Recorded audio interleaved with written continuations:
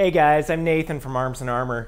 Today I want to show you a custom sword that we've just finished and talk about pommel size a little bit, right? So this guy is a two-handed greatsword that's a custom order that we've made for someone, and it really exemplifies, I think, how pommels work.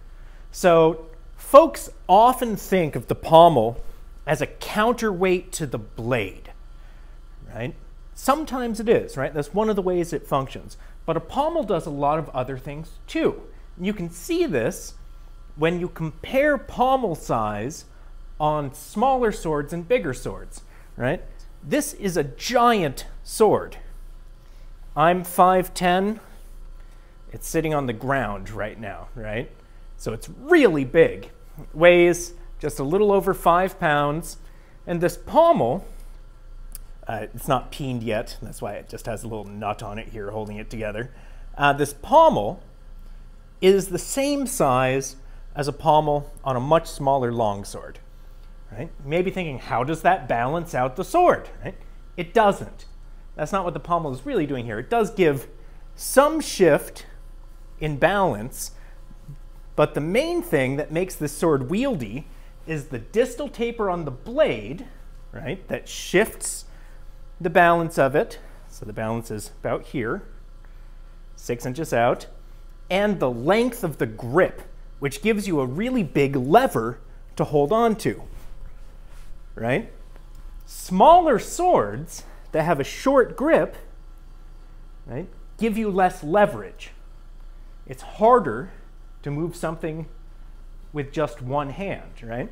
So the pommel on those can pull the point of balance back even further, but the pommel also is part of the grip that your hand comes in contact with on many swords, especially swords with a really big pommel, right? It's part of the contact that your hand makes with the sword. It's part of the tool that allows you to move it and wield it effectively. So on a big sword like this, you wouldn't want a proportionally sized wheel pommel or something similar to like our, let's say, Henry V sword. Right? If you just scaled that sword up gigantic, that pommel would weigh 2.5 pounds on its own. All it would do is make the sword heavier rather than helping it to move and operate like a sword ought.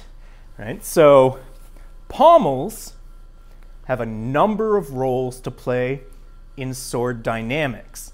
It's not just a counterweight. Oftentimes, it's not even primarily about being a counterweight. Instead, it's part of the grip, it's part of the decoration. Right? You can think of something like Japanese swords, like a katana, right? No pommel at all. Right? They don't need it because of the leverage of the grip, even though they're quite heavy swords. Right? It all depends on how it's used, how it's supposed to operate, and what the dynamics of the entire blade are. So, it's a really cool, big sword that's quite wieldy.